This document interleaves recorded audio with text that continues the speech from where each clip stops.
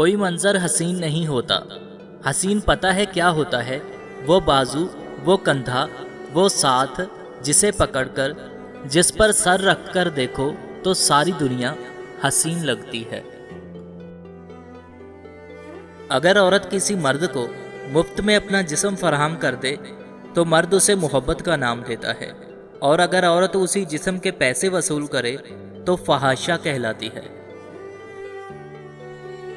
اور یہ کیسی محبت ہوئی جو حلیہ رہن سہن دیکھ کر کرتے ہو؟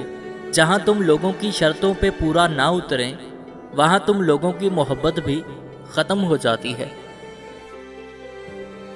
عورت شک کبھی نہیں کرتی مگر بس پوچھتی رہتی ہے، وہ بس ڈرتی ہے دوسری عورتوں سے، شراکت سے۔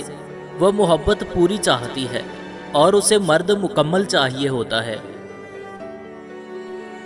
عورت توجہ مانگتی ہے اور مرد ذہنی سکون۔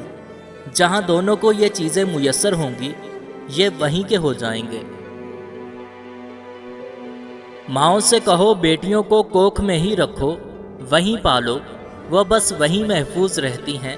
پیٹ سے نکل کر پٹتی رہتی ہیں، کبھی ہاتھوں سے، کبھی جملوں سے اور کبھی تقدیر کے فیصلوں سے۔ وہ تو بس آپ کے پاس ہی محفوظ رہتی ہیں۔ یہ 3 کام چھوڑ دو، مرد تمہارے پاس آنے اور تم سے بات کرنے کو ترسے گا۔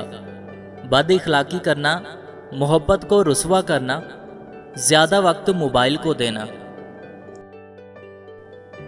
جو لوگ دوسروں کو اپنی دعاؤں میں شامل رکھتے ہیں، خوشیاں سب سے پہلے ان کے دروازے پر دستک دیتی ہیں۔ اے اللہ پاک، جو سر تیرے سامنے جھکتا ہے اسے دنیا کے سامنے جھکنے سے بچا۔